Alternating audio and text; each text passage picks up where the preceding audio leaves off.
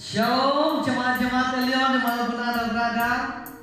Kembali lagi hari ini kita akan memuji dan menyembah Tuhan. Mari bawa ucapan syukur dan terima kasih kita kepada Tuhan, sebab Tuhan begitu baik dalam kehidupan kita. Mari kita bersatu di dalam doa. Bapa, kami mengucap syukur Tuhan untuk cinta kasih dan kebaikan-Mu di dalam kehidupan kami.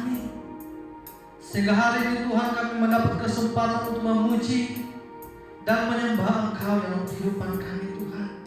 Ini hidup kami Bapa, lawan kami dengan hadirat-Mu, sehingga hidup kami boleh diubahkan dan nama Tuhan dipermuliakan melalui kehidupan kami. Yang diberkati Tuhan, sama-sama kita katakan amin. Mari kita katakan, Kaulah Tuhanku, Kaulah Rajaku. Haleluya.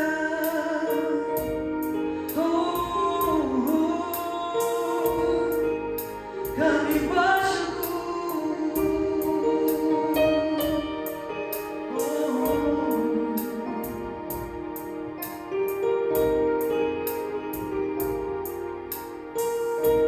Bersama-sama kita akan naikkan pujian kita. Kaulah Tuhanku, Kaulah Rajaku. Haleluya.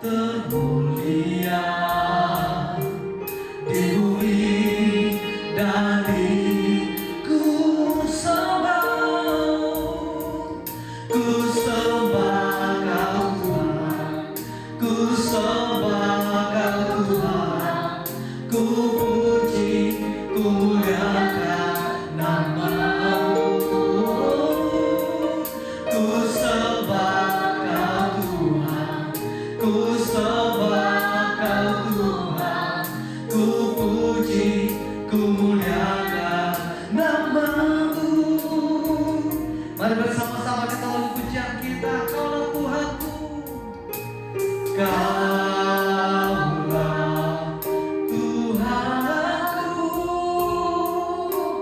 Kaulah Rajaku, Kau yang termulia di bumi dan di somebody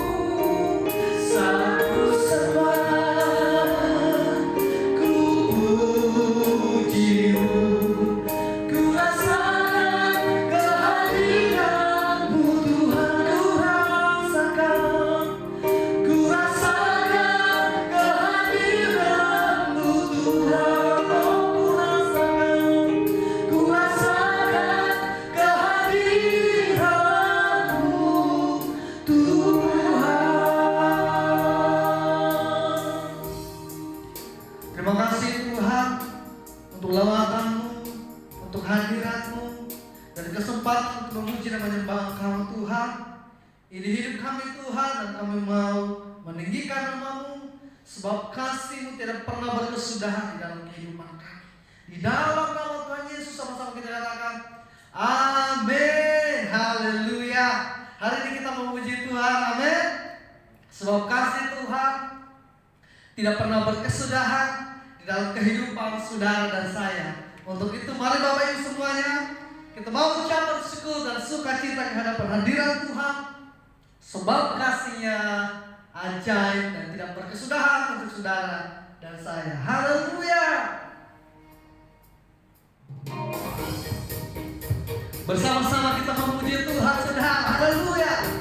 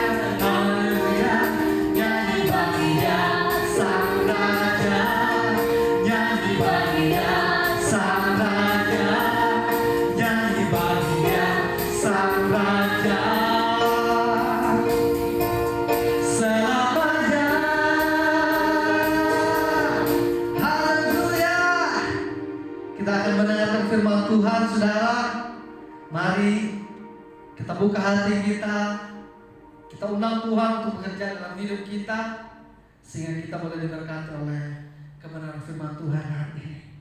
Mari kita bersatu di dalam doa. Bapa yang baik, kami mengucap syukur Tuhan untuk hadirat-Mu, untuk lawatan-Mu, dan kesempatan berjumpa dengan bersih hati-Mu. Mari Tuhan, Engkau lawat kami, bawa kami ke dalam persekutuan yang lebih indah dengan Tuhan, sehingga hidup kami boleh diberkati dan nama Tuhan dipermuliakan atas hidup kami. Allah Roh Kudus, Engkaulah kekuatan kami, jamah kami dengan kuasa-Mu Tuhan. Haleluya.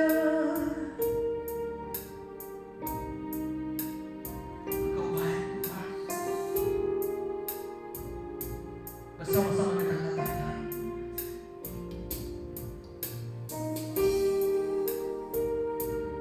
haleluya, Yesus.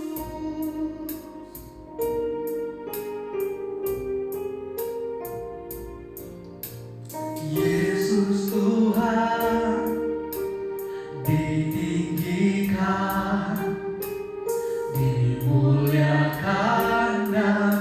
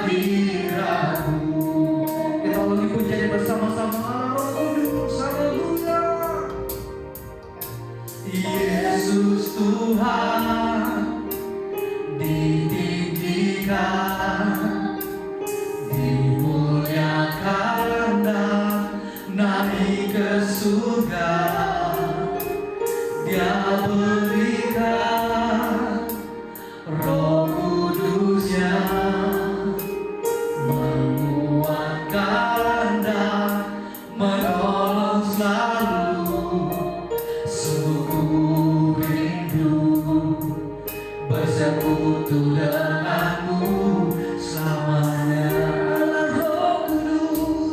Allah Roh Kudus, jamah hatiku dengan urapanku yang rindu selalu dekat denganmu, tinggal di hati. Allah Roh Kudus, Allah Roh Kudus, jamah hatiku dengan urapanmu, rindu selalu dekat denganmu, tinggal di hadirat.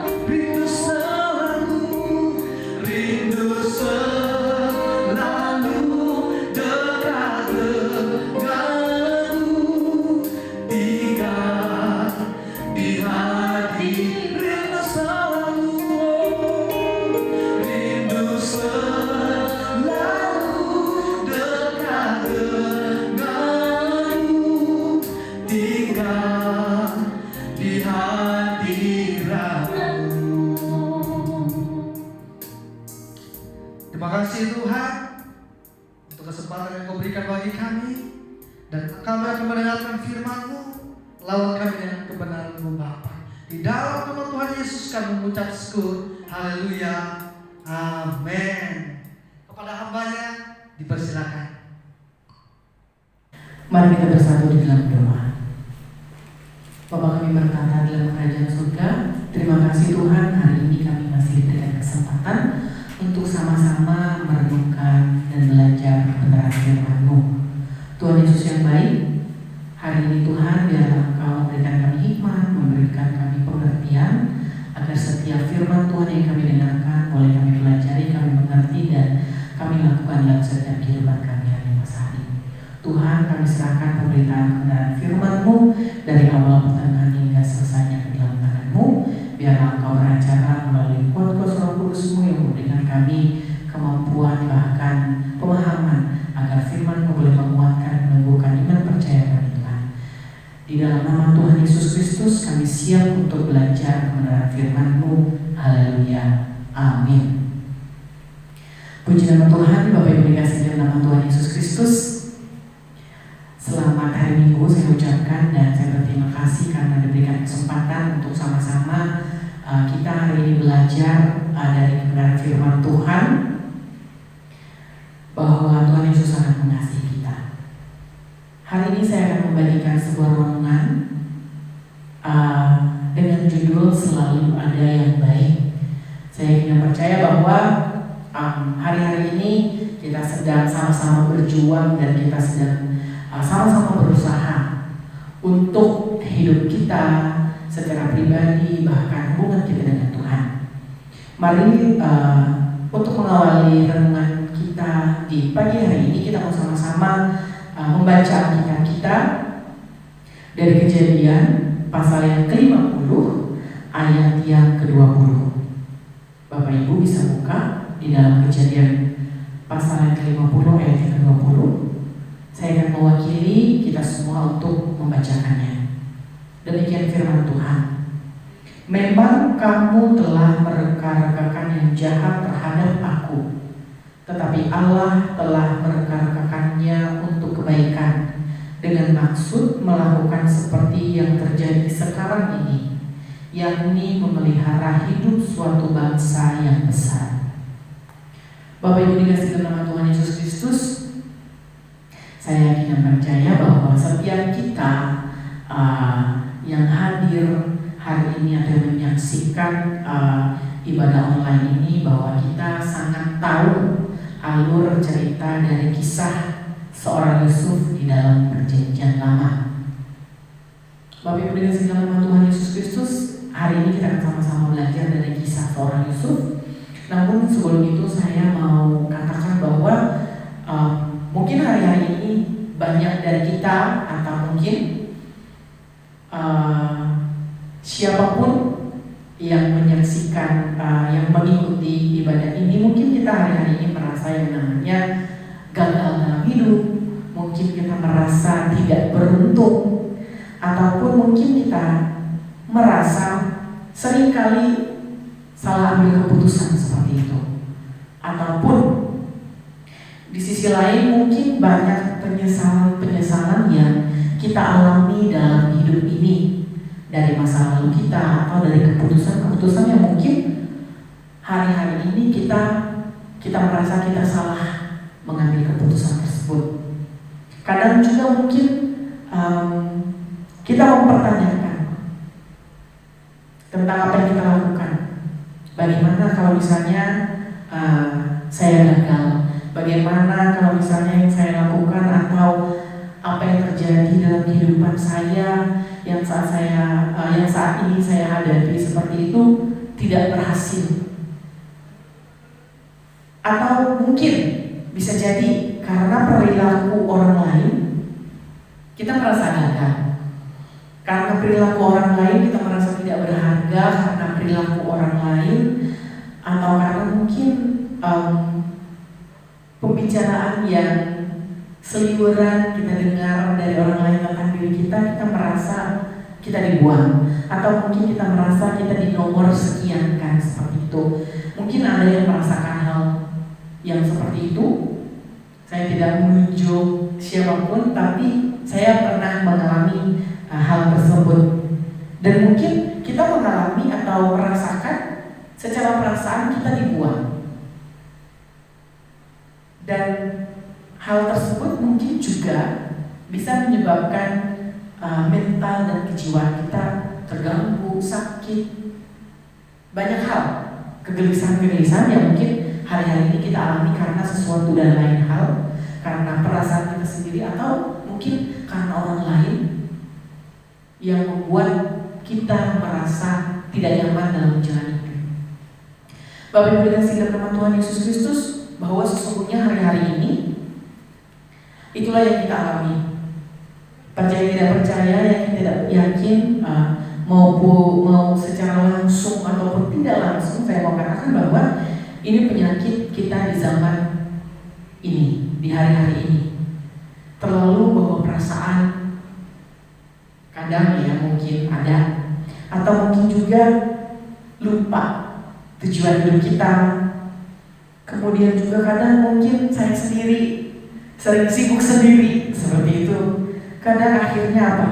Akhirnya kita melupakan Tuhan, dan akhirnya dari apa yang kita lakukan kita sampai lupa kepada siapa harusnya kita bersandar, kepada siapa harusnya kita bertekun, kepada siapa harusnya kita berserah diri. Mungkin seringkali atau beberapa kali kita mengalami hal ini di dalam perjalanan kehidupan kita. Bahkan yang paling parah adalah saya tidak tahu apakah Bapak Ibu, jemaat sekalian, saudara-saudari pernah mengalami hal ini. Seringkali kita berperasaan atas standar yang dunia berikan, yang lingkungan kita hidupi, yang mungkin hari-hari ini menjadi standar banyak orang. Seringkali kita menjadikan dunia ini sebagai standar kita, sehingga hal tersebut secara langsung maupun tidak langsung merusak kerohanian kita, merusak iman percaya kita, atau mulai melunturkan kepercayaan kita yang teguh tadi menjadi sedikit goyah, dan akhirnya goyah. Bapak Ibu dikasihi dalam nama Tuhan Yesus Kristus, kadang kita mengalami hal tersebut gitu. Padahal sebagai orang Kristen seharusnya setiap kita sadar akan apa? Sadar bahwa kita tidak perlu membandingkan hidup kita atau membuat standar hidup kita sesuai dengan standar dunia yang seringkali mengecewakan, yang seringkali mungkin bisa jadi membuat kita selalu terus merasa kurang, merasa tidak beruntung, merasa tidak cocok, merasa tidak fit dengan lingkungan kita seperti itu. Tapi coba sekarang kita ingat-ingat lagi tujuan hidup kita. Kita ingat-ingat lagi harusnya kepada siapa kita bercermin, harusnya kepada siapa kita membandingkan hidup kita. Tentu dalam hal ini saya mau katakan pasti kepada kebenaran di dalam Kristus Yesus itu sendiri. Karena apa? Jika kita membandingkan hidup kita dengan orang lain, dengan lingkungan kita, tentu tidak akan dan tidak satupun yang akan sesuai dengan standar itu dari kehidupan kita.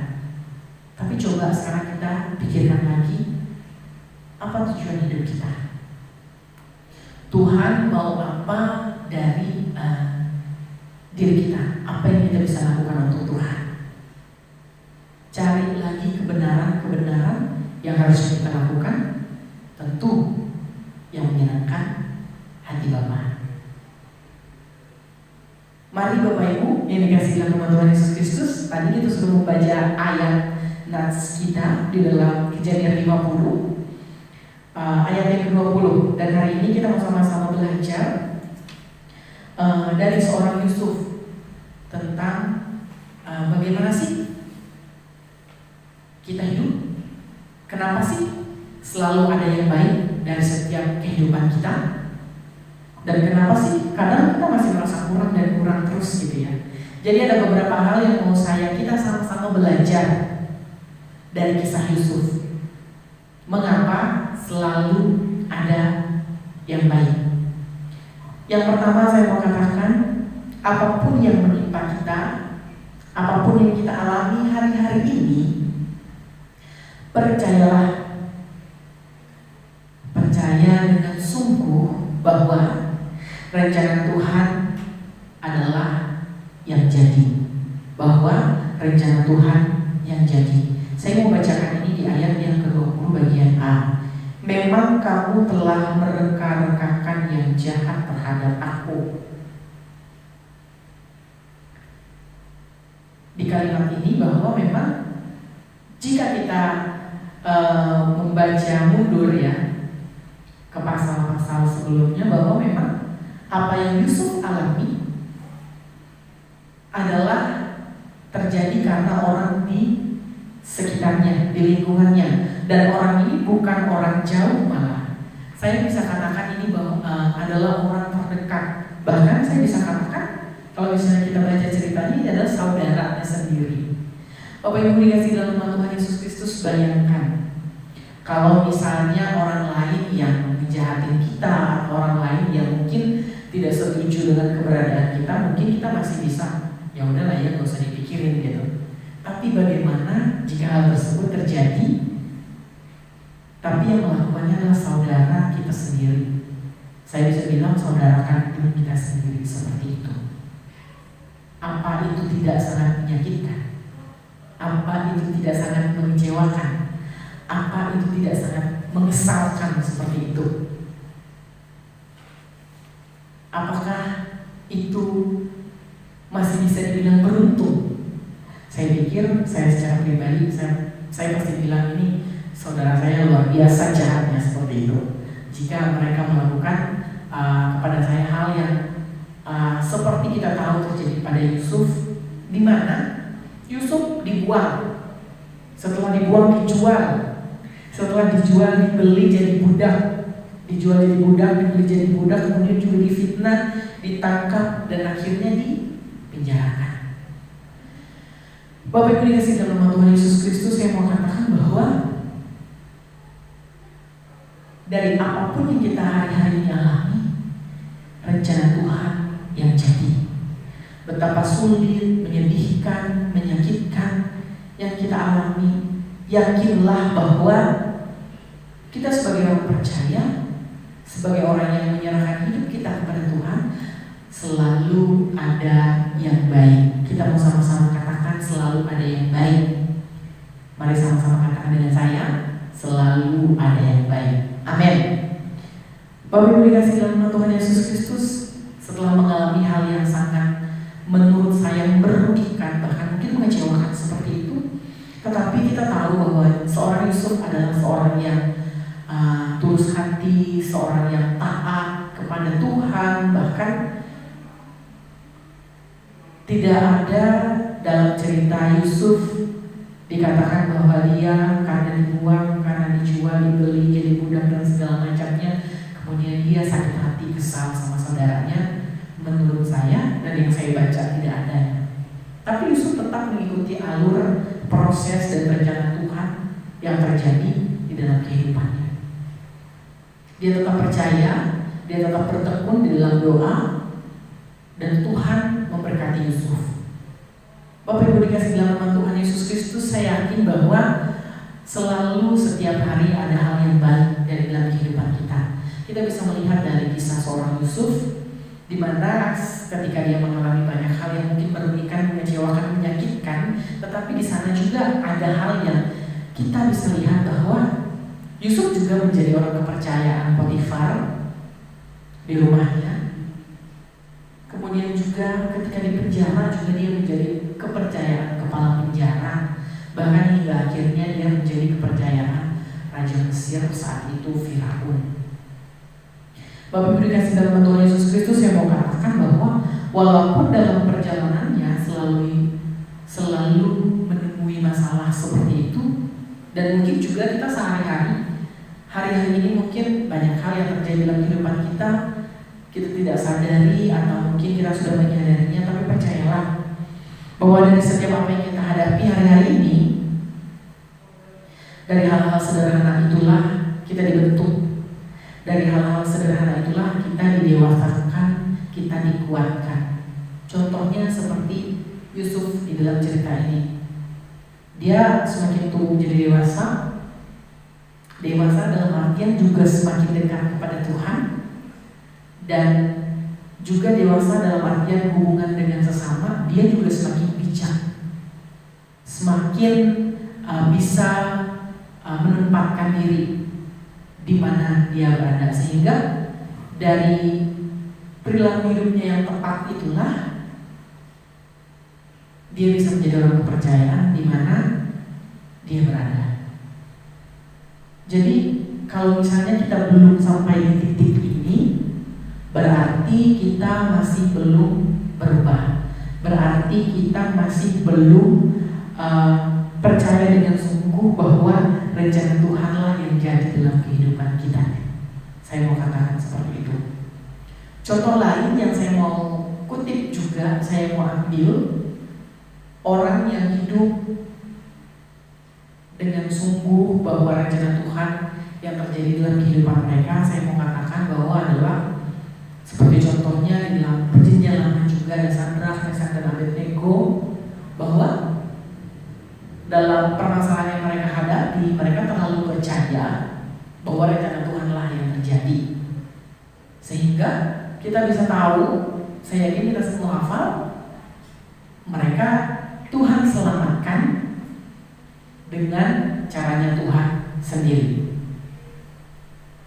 Contoh lain masih banyak di dalam Alkitab. Jika kita membaca atau mencoba untuk mengerti dari kebenaran firman itu sendiri. Baiklah, yang pertama tadi yang saya mau katakan, mengapa selalu ada yang baik, bahwa rencana Tuhanlah yang jadi dalam setiap kehidupan kita. Kemudian yang kedua, mengapa saya katakan selalu ada yang baik dalam kehidupan kita, bahwa standar baik yang beda berlaku bagi Tuhan. Saya selalu percaya bahwa dari setiap keadaan yang kita alami hari-hari ini, standar baiknya Tuhan itu pasti selalu berbeda dari apa yang kita pahami, dari apa yang kita mengerti. Saya mau bacakan di ayat yang ke-20 di bagian B. Di sana dikatakan, tetapi Allah telah mereka-rekakannya untuk kebaikan. Sekali lagi saya mau katakan, saya mau bacakan, tetapi Allah telah mereka-rekakannya untuk kebaikan. Saya mau katakan bahwa standar baik yang beda yang berlaku bagi Tuhan berbicara tentang bagaimana kita sebagai orang yang percaya, kita sebagai orang yang percaya bahwa rencana Tuhan yang jadi dalam kehidupan kita, bahwa kita tidak boleh yang namanya skip atau melewati proses dari apa yang kita hadapi, proses dari apa yang kita alami dalam kehidupan kita. Mengapa demikian? Saya mau katakan bahwa ya dari proses itulah kemudian setiap kita pribadi lepas pribadi, berapapun usia kita belajar dalam proses itu.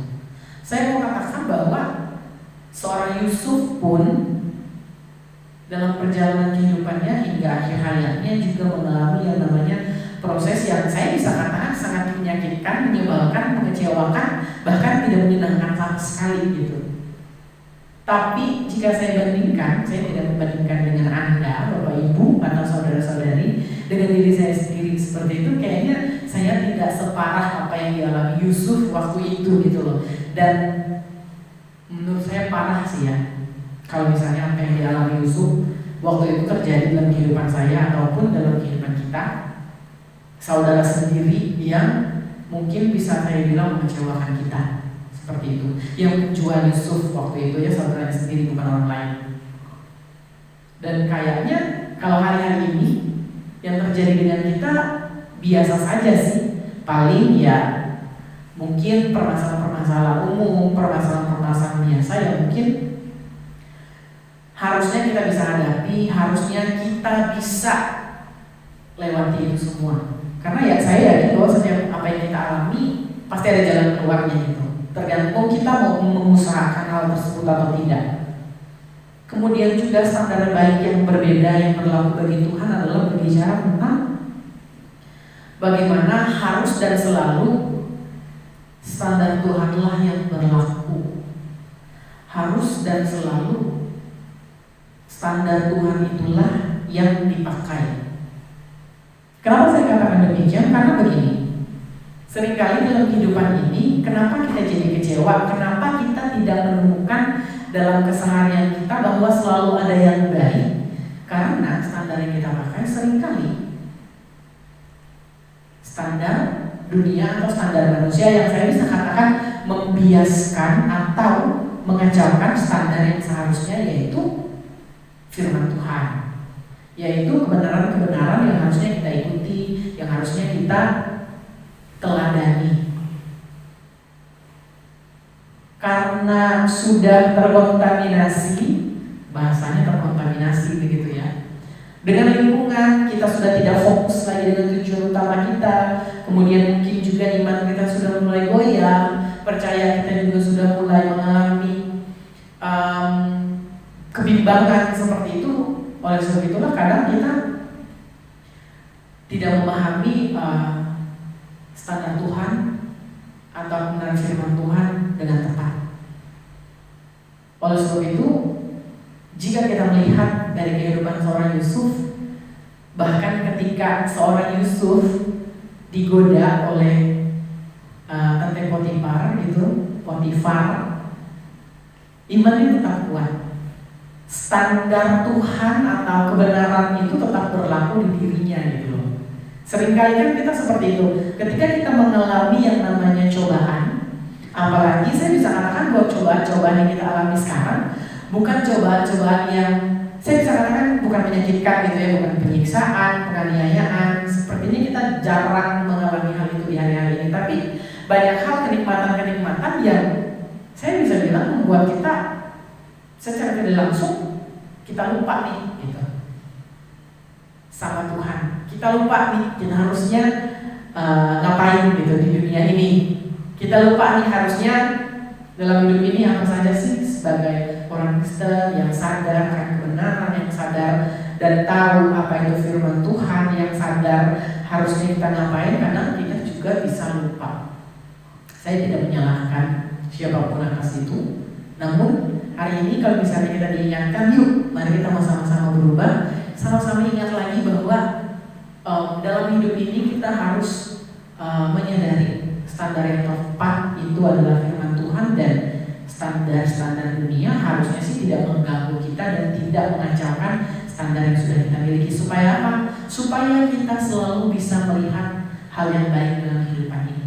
Tentu dalam hal ini standarnya adalah dari firman Tuhan, dari teladan kita yang paling utama dari Yesus Kristus itu sendiri. Selanjutnya, standar baik yang beda yang berlaku bagi Tuhan juga berbicara tentang rencana Tuhan itu pasti menyakitkan, pasti sulit. Kenapa saya katakan begitu? Karena jika kita melihat semua cerita tokoh di dalam Alkitab, saya bisa katakan semua ya, kayaknya hidup mereka nggak ada deh yang kayak gampang-gampang aja gitu ya, nikmat-nikmat aja. Bahkan nabi di dalam perjanjian lama, bahkan rasul di dalam perjanjian baru pun mereka mengalami kesulitan-kesulitan yang saya bisa katakan wow, luar biasa seperti itu. Dan jika hari ini kita sebagai orang Kristen, orang percaya yang sadar pengikut Kristus gitu ya, kalau misalnya kita masih mengharapkan standar baik sesuai dengan kehendak kita yang nyaman-nyaman saja, yang nikmat-nikmat saja, ya sepertinya kita salah besar ya. Karena mungkin kita menyukai kenikmatan yang enak itu memang enak gitu ya. Jadi ketika standar baiknya Tuhan berbeda dengan kita, seringkali kita tidak siap, seringkali kita tidak mau gitu. Bahkan ketika standar baik yang Tuhan berikan yang berbeda gitu ya dari Tuhan, yang Tuhan berlakukan bagi kita, karena menyakitkan dan sulit, kita tolak, kita tidak mengerti bahwa sebenarnya hal tersebutlah yang harusnya membuat kita tuh berubah, mendewasakan kita. Karena sesuatu yang sulit dan sakit itulah, dari permasalahan yang sulit dan sakit itulah kita bisa tumbuh. Saya mau katakan bahwa ketika kita tumbuh, ketika kita mengalami perubahan, saya yakin bahwa perubahan atau tumbuh yang kita alami itu tidak akan selalu menyenangkan. Bahkan saya katakan di sini menyakitkan dan sulit.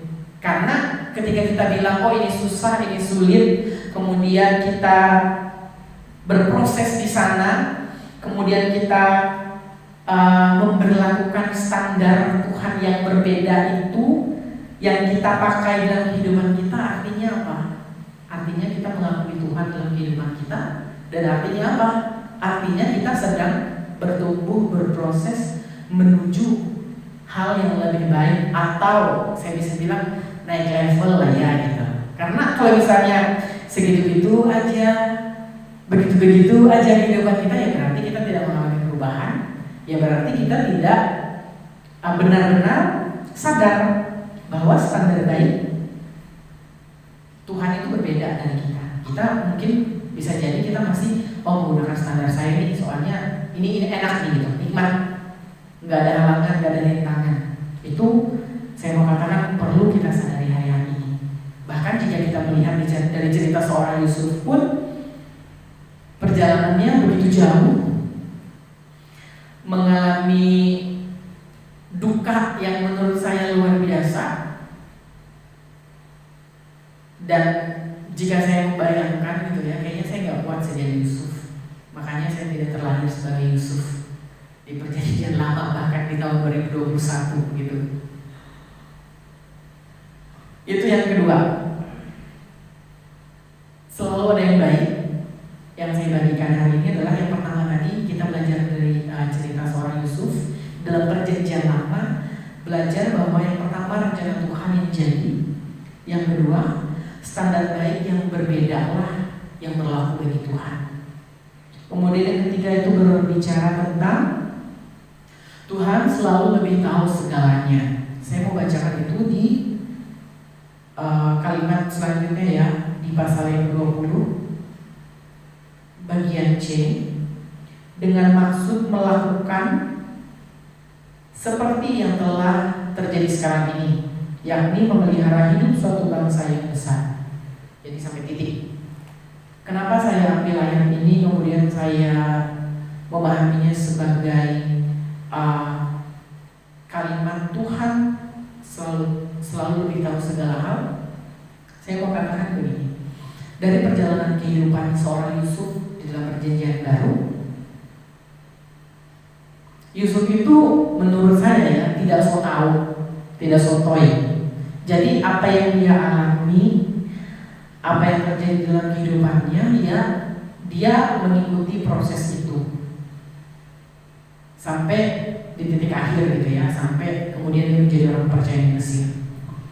Tapi kan seringkali kita sebagai manusia, sebagai orang Kristen, saya katakan saya ya, kita itu ketika kita mengalami sesuatu masalah, problem atau apapun itu gitu ya, kita kadang belum saja mulai, belum saja berproses, kita sudah mikir nih, kira-kira akhirnya apa ya gitu, mau dibawa kemana ya kehidupan ini ya kalau begini gitu.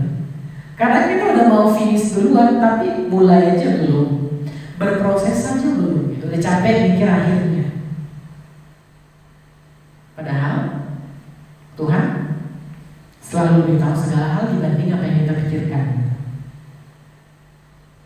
Kadang kesoktawan kita sibuk memikirkan apa akhirnya lah yang mungkin membuat kita itu lebih cepat kecewa, lebih cepat sakit hati, lebih cepat merasa kesal dengan keadaan kita sendiri, mungkin apalagi ditambahi lagi dengan bumbu-bumbu manis di lingkungan kita. Saya tidak tahu apakah Bapak Ibu, saudara-saudari mengalami ini di kehidupan pribadi. Jadilah semakin kesal, semakin menyebalkan begitu rasanya. Kita lupa bahwa Tuhan selalu lebih tahu segala hal. Kita lupa bahwa kita harus memulai terlebih dahulu nih. Kalau misalnya kita ketemu masalah ya, caranya gimana ya menyelesaikan masalah ini? Kalau misalnya dapat masalah, kira-kira dengan hikmat seperti apa ya kita menyelesaikannya seperti itu? Saya yakin bahwa Tuhan pun pasti memberikan kita pemikiran yang baik untuk menyelesaikan apa yang kita hadapi seperti itu. Makanya Tuhan menciptakan manusia dengan akal pikiran. Kemudian Tuhan selalu lebih tahu segala hal, juga berbicara tentang akhir sesuatu atau finish dari segala sesuatu yang kita alami, ataupun yang kadang manusia pikir yang sudah bisa kita reka-rekakan di dalam otak kita yang sempit ini, manusia ini kadang beda dengan yang Tuhan mau gitu loh. Kenapa sih kadang kita kecewa? Ya karena pertama mungkin pengaruh lingkungan kita kecewa dengan manusia, itu udah pasti manusia itu mengecewakan gitu. Kemudian kadang kita tuh kecewa dengan Tuhan karena apa yang kita harapkan tidak terjadi dalam kehidupan kita. Padahal harusnya dalam hidup ini yang terjadi, saya sudah katakan di bagian yang kedua, yang terjadi itu kan harusnya selalu adalah standar Tuhan yang dipakai. Ya karena kita masih ngeyel, sukanya standar kita, makanya kita kecewa sama Tuhan. Padahal harusnya rencana Tuhan yang jadi, harusnya kita belajar dan berusaha untuk mengerti apa maunya Tuhan dalam kehidupan kita. Bukan sok-sok tahu, bukan sok-sok sibuk memikirkan finish ini karena ini hubungannya, karena kita sok sibuk aja memikirkan akhirnya bagaimana ya, sesuai dengan harapan saya. Kalau tidak sesuai dengan harapan saya, berarti Tuhan mengecewakan. Kan tidak seperti itu konsepnya gitu. Harusnya kita mengikuti maunya Tuhan. Karena apa? Karena saya bilang juga di poin yang kedua tadi bahwa ketika Tuhan mengizinkan sesuatu terjadi dalam kehidupan kita untuk membuat kita semakin tumbuh, semakin kuat, naik level seperti itu, tentu dengan hal-hal yang mungkin kita tidak bisa terima. Tapi makanya saya tadi katakan bahwa ketika kita sudah menyadari Tuhan secara sungguh, maka akan selalu ada yang baik dari apa yang kita alami itu. Selalu akan ada yang baik dari apa yang terjadi dalam kehidupan kita. Makanya standarnya harus standar Tuhan, pemahamannya harus mengarah kepada Tuhan itu sendiri, Yesus Kristus, dan apa yang dikatakan oleh atau tertulis dalam firman Tuhan di Alkitab. Kalau misalnya sudah tidak searah, tidak sejalan ya tentu berarti kita harus introspeksi diri kita masing-masing. Udah benar enggak ya? Kalau misalnya benar, kira-kira kecewa atau enggak ya? Kalau misalnya kecewa, apa itu sudah benar sesuai dengan kehendak Tuhan? Jika tidak, ya berarti kita harus segera memperbaiki diri. Kemudian Tuhan selalu tahu segala hal. Yang selanjutnya adalah berbicara tentang kita tidak pernah tahu jalan pikiran dan rencana Tuhan dalam kehidupan kita. Oleh sebab itu kita disuruh ngapain? Kita disuruh untuk percaya. Tidak hanya sekedar percaya, kita juga diharapkan untuk bisa beriman teguh dan penuh kepada Tuhan. Seperti apa yang dilakukan oleh Yusuf dari ceritanya di dalam perjanjian lama, di dalam kejadian, bahwa di sana dikatakan bahwa seorang Yusuf adalah seorang yang dekat dengan Tuhan, dan juga memang karena dia dekat dengan Tuhan, apa yang dilakukan yang berhasil, kepada siapa dia waktu itu kerja gitu ya, bahkan di dalam penjara sekalipun, bahkan ketika jadi budak sekalipun, ya Tuhan memberkati di mana dia berada gitu. Dan dia tetap menjaga kekudusannya, menjaga hatinya, menjaga pikirannya sesuai dengan kehendak Tuhan. Itu yang saya pahami dari cerita seorang Yusuf. Oleh sebab itu, ketika kita sudah percaya, kemudian kita berusaha dengan penuh dan teguh untuk beriman, maka Tuhan pun akan memampukan kita untuk berhikmat dalam menghadapi sesuatu. Seperti apa yang Yusuf alami? Ya mungkin bagi kita hari-hari ini mungkin ceritanya sangat sederhana, tapi ketika saya membaca begitu ya beberapa kali cerita seorang Yusuf, bahwa keputusan-keputusan yang dia ambil atau yang dia alami waktu itu, ya memang itu rencana Tuhan. Dan dengan hikmat karena kedekatan dengan Tuhan, jadinya dia bisa menjalaninya dengan baik. Kalau bahasa angsalnya ya cakap menjalani hidup seperti itu. Kemudian kalau misalnya kita melihat kehidupan Yusuf, harusnya kita lagi-lagi sadar kita sudah sejauh apa dekat dengan Tuhan. Kita sudah bisa sebanyak apa melihat sesuatu yang baik, sesuatu yang benar dalam kehidupan kita hari-hari ini. Jika misalnya kita masih abu-abu nih, atau masih gelap, masih gak sadar, masih gak tahu atau lupa, saya mengajak kita sama-sama, yuk kita sadarin lagi diri kita, ingat lagi tujuan kita, hidup lagi sebagai orang Kristen yang sungguh-sungguh dan teguh dalam iman dan percaya bahwa dari apapun yang kita alami hari ini, Tuhan selalu menyertai, memberkati, dengan catatan bahwa kita harus mau didewasakan di dalam Tuhan dan didewasakan dengan lingkungan di mana kita berada. Dengan demikian, setiap kita akan terus tumbuh, dan dengan demikian pun dari apa yang kita alami, kita rasakan, mungkin menyebalkan, menyakitkan, mengesalkan, kita jadi bisa menerima itu semua dengan tulus, dengan ikhlas gitu ya bahasanya, dengan sungguh-sungguh bahwa kita sedang berproses untuk lebih dekat dengan Tuhan. Bapak Ibu dikasih nama Tuhan Yesus Kristus, saya mau katakan bahwa Tuhan selalu lebih tahu segala hal dalam kehidupan kita. Saya juga mau kasih contoh ya dari cerita yang lain, adalah dari cerita ketika Nabi Nathan memilih raja untuk menggantikan Saul.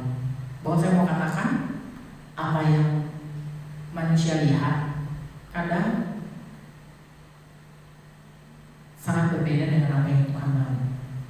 Oleh sebab itulah Bapak Ibu dikasihi dalam nama Tuhan Yesus Kristus, saya mau katakan bahwa percayalah iman kita bahwa Tuhan selalu lebih tahu segalanya. Puji nama Tuhan, Bapak Ibu dikasih nama Tuhan Yesus Kristus. Ada 3 bagian yang bisa kita pelajari hari ini bersama-sama dari kisah seorang Yusuf.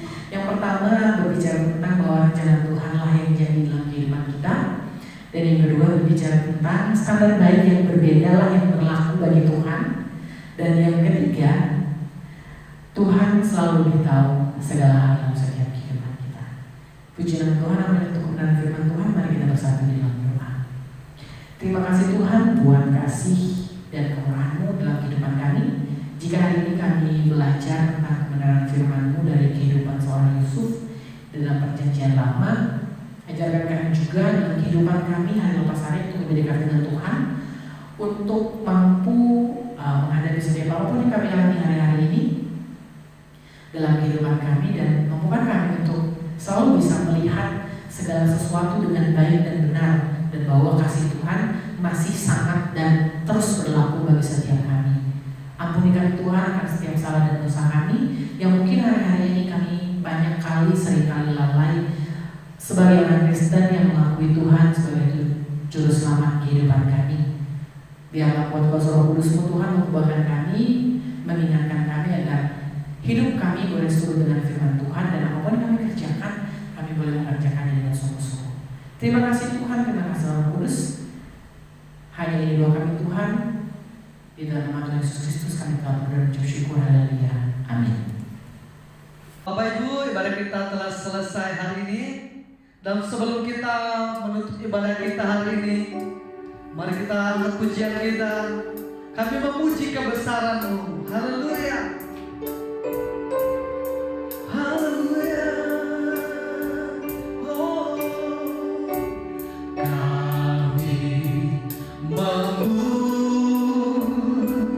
memuji kebesaran-Mu. Engkau ajaib, ajaib Tuhan, ajaib, ajaib Tuhan. Kami memuji, kami memuji kebesaran-Mu. Engkau ajaib, ajaib Tuhan. Engkau ajaib, ajaib Tuhan. Engkau ajaib, ajaib Tuhan.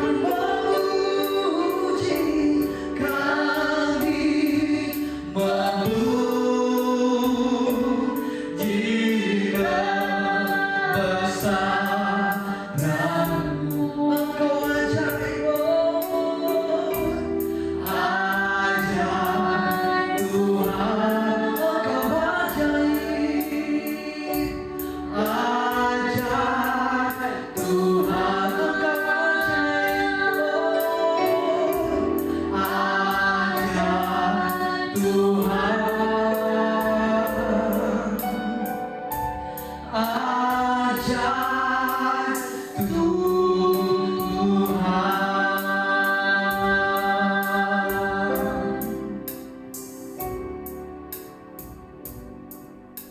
Sebelum kita mengakhiri ibadah kita hari ini, mari kita bersatu di dalam doa. Bapa kami yang bertata di dalam kerajaan surga, terima kasih Tuhan untuk kesempatan hari ini. Kami telah memuji, memuliakan, dan meninggikan nama-Mu yang hidup. Bahkan kami juga dikuatkan oleh kebenaran firman-Mu. Bila firman yang kami dengarkan hari ini boleh kami lakukan dalam kehidupan kami pribadi Tuhan. Terima kasih Tuhan untuk penyertaan pimpinan lawatan dalam setiap kehidupan kami sepanjang minggu kemarin, bahkan kami ada di minggu ini, semuanya karena kasih Tuhan. Kami menyerahkan setiap kehidupan kami, pekerjaan kami Tuhan, bahkan apapun yang menjadi kerinduan, cita-cita kami, Tuhan yang menolong, Tuhan yang memberikan kami hikmat agar kami boleh dengan persetujuan Tuhan menjalani setiap kehidupan kami dengan tepat, sesuai dengan kebenaran-Mu, sesuai dengan kehendak-Mu Tuhan. Terima kasih Tuhan, apapun yang menjadi pekerjaan kami, apapun yang hari-hari kami sedang usahakan, Engkau memberkati, memberikan kami kesehatan, kekuatan, damai sejahtera, sukacita daripada Tuhan. Terima kasih Tuhan Yesus, terima kasih Roh Kudus. Kami juga berdoa memberkati setiap jemaat Tuhan dimanapun berada hari-hari ini, apapun menjadi permasalahan pergumulan hidup mereka, biarlah Tuhan yang menjumpai mereka satu persatu melalui kuasa Roh Kudus-Mu, bahkan menguatkan iman percaya kami. Terima kasih Tuhan Yesus, terima kasih Roh Kudus. Kami menyerahkan bangsa Indonesia juga ke dalam tangan-Mu Tuhan. Apapun yang hari-hari ini terjadi atas bangsa kami, Biarlah Engkau mencurahkan berkat, damai sejahtera, sukacita bagi bangsa kami, bahkan pemimpin-pemimpin kami juga Tuhan. Biarlah ada Engkau yang memberikan mereka hikmat kebijaksanaan agar boleh memimpin Indonesia dengan baik sesuai dengan kehendak Tuhan. Terima kasih Tuhan Yesus, terima kasih Roh Kudus, bahkan kami juga menyerahkan pelayanan kami di GBI Leon di tempat ini. Biarlah Tuhan Yesus Kristus yang memberikan, mengurapi, bahkan memakai setiap anak Tuhan, hamba Tuhan, pelayan Tuhan yang terlibat di setiap pelayanan kami Tuhan. Terima kasih Tuhan Yesus, kami menyerahkan kehidupan kami sepanjang hari ini dalam tangan-Mu, sepanjang minggu ini, bahkan bulan ini, bahkan tahun ini. Biarlah Engkau Tuhan Yesus Kristus memegang tangan kami, menuntun setiap langkah kami, agar kami boleh semakin dekat dan tumbuh di dalam Kristus Yesus. Terima kasih Tuhan, hanya di dalam nama Tuhan Yesus Kristus kami akhiri ibadah kami hari ini. Haleluya. Amin. Terima kasih, Tuhan Yesus memberkati.